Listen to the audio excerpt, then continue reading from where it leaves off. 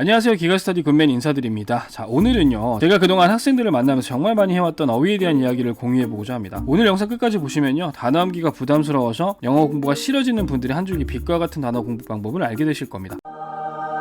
제목을 저렇게 지은 이유는 유튜브에서 자극적인 제목으로 조회수 좀 땡겨보려 실제 제 경험을 바탕으로 한 이야기이며 이 방법이 최고다라는 말씀을 드리는 것 또한 아닙니다. 사람마다 학습 방법은 다양할 수 있기 때문에 혹시 단어 암기가 영어 공부에 가장 걸림돌이 된다고 생각하시는 분들은 바로 이 방법을 한번 사용해 보시길 바랍니다. 단연간 많은 학생들에게서 이미 검증된 방법입니다. 그리고 이 방법에 익숙해지게 되면 다른 학원 못 갑니다. 단어장 암기가 얼마나 비효율적인지를 알게 되기 때문이죠. 그럼 시작해 보도록 하겠습니다. 그리고 구독과 좋아요, 알람 설정 부탁드립니다. 우리가 하는 단어 공부의 문제점은 무엇일까 생각을 해볼 필요가 있을 것 같습니다. 첫 번째는요, 단어장에 너무 의존합니다. 너무 의존하고 있습니다. 실제 그 단어장을 제대로만 공부한다면 물론 효과가 있겠죠. 그러나 대다수의 학생들은 그렇지 못하죠. 시험을 통과하는 것에 목적을 두고 있기 때문이죠. 예문 당연히 안 보고요, 의미 제일 쉬운 거 하나 공부합니다. 그리고 시험에 통과하죠. 그런데 여기서 문제점은 뭐냐면 스스로는 단어를 공부했다고 착각하는 데 있습니다. 실제 문장을 보게 되면 우리가 외운 의미 말고는 해석을 못하고, 그럼 또 어휘가 문제인가 생각을 해서 그 단어장을 다시 보죠. 또 같은 실수를 반복합니다. 무한 반복입니다. 둘째는 뭐냐면 남이 정리한 내용으로 공부한다. 맞습니다. 우리는 지나치게 남이 정리한 내용으로 공부를 하는 경향이 있어요. 제 분석자를 보시면 많은 설명이 들어가 있지 않습니다. 제가 게을러 내가 문장을 보고 결론으로 찾아갈 수 있어야 합니다. 그런데 모든 내용이 정리가 다 돼 있으면 스스로 알고 있다고 역시 착각을 하게 됩니다. 남이 아닌 내가 정리한 내용으로 공부하셔야 됩니다. 즉, 설명을 듣더라도 필기하는 과정에서 자신만의 방식으로 정확한 정보를 재구성하는 능력을 키우셔야 한다는 말씀을 드립니다. 바로 이렇게요. 셋째, 대충 이런 뜻이겠지. 아마 이렇게 생각하시는 분들 분명 넘지 못한 산이 하나 있을 겁니다. 바로 영작이죠. 즉, 표현을 못하는 사람이 되는 거예요. 대충이라는 태도가 들어가면 그를 수동적으로 이해하는 부분은 넘어갈 수 있다 쳐도 아마 변형돼서 난생 처음 보는 문장을 써야 할 경우 대부분 포기하거나 쓰더라도 아마 대충 쓸 겁니다. 그럼 어쩌라는 건데? 자, 지금부터가 엄청 중요한데요. 우리가 생각해봐야 하는 것은 어떤 단어를 공부해야 하는가입니다. 비유를 하나 해볼까요? 여러분들 이게 뭐라고 생각되시나요? 네, 맞습니다. 원형입니다. 그런데 이런 경우는 어떤가요? 이제는 얼굴입니다. 목 위에 달렸으니 얼굴이겠죠. 그 누구도 너 원형이 왜 이렇게 못생겼냐 라고 하지 않을 겁니다. 이제는 매놀이죠. 길 위에 저런 게 있다면 우리는 그냥 원이라고 하지 않겠죠. 매놀이라고 하겠죠. 즉, 목 위에 있으니 얼굴이고요, 길 한가운데 있으니까 매놀이라고 이해합니다. 자, 이제 대입을 좀 시켜보도록 하겠습니다. 세상에는 수많은 원이 있습니다. 그러나 뭔가 추가 정보의 도움을 받아서 이름이 다 다른 원이 되는 거죠. 바로 이게 핵심입니다. 우리의 질문은 원형이 갖는 의미가 뭐가 있지? 라는 질문을 하는 게 아니라 목 위에 붙어있는 건 뭐지? 주머니에서 꺼낸 이 동그란 금속은 뭐지? 길 가다가 저 길 위에 있는 큰 동그라미는 뭐지? 와 같은 질문을 하셔야 된다는 거예요. 그래서 각각의 원의 의미를 알아가는 겁니다. 절대로 암기하는 게 아니고요.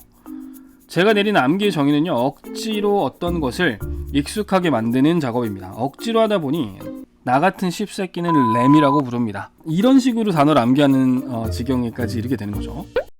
그렇다면 우리는 무엇을 공부해야 하나? 라는 질문의 답은 바로 여러분이 보고 계신 문장의 단어가 됩니다. 문장의 단어요. 문장이 해석이 안 된다고 그 문장 의미도 파악하지 않고 그와 별개인 단어장을 꺼내서 다시 암기하는 것이 아니라 평소에는 내가 접하는 문장이 될 테고 시험 기간에는 시험범 및 지문에 있는 문장이 될 테고, 즉 우리가 만나는 문장에서의 단어, 이것을 경험하는 것이 핵심이 된다는 말씀을 드리고 있는 겁니다.